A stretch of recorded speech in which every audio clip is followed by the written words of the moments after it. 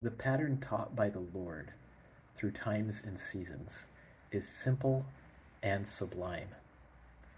In the scriptures, particularly the Book of Mormon and the Doctrine and Covenants, the analogy is made of a day to this life's time of mortal probation, saying the day of this life is the time for men to perform their labors. And if we procrastinate until the end, then cometh the night of darkness, wherein no man can work. You see that?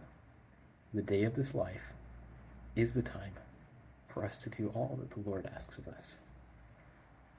And then the night comes, wherein we can no longer change our resting place, our eternal abode. There is a similar pattern in the weekly Sabbath.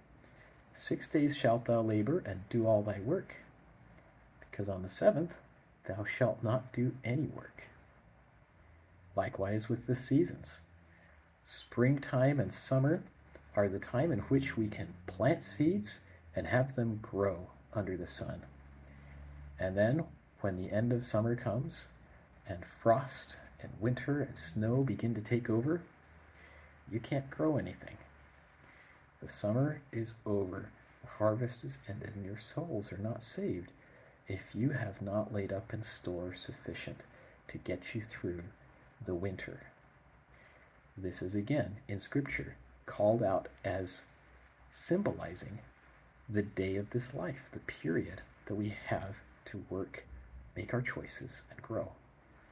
And then those priorities will come to fruition and be meted out again to us as a just measure in the resurrection for eternity.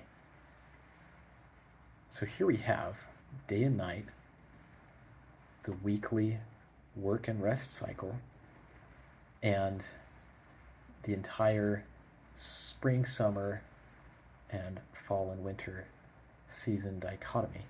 All of these are illustrations and examples of the urgent need to prepare to re-enter the presence of the Lord, because what we do here on earth is permanent, or the choices that we make here will last forever.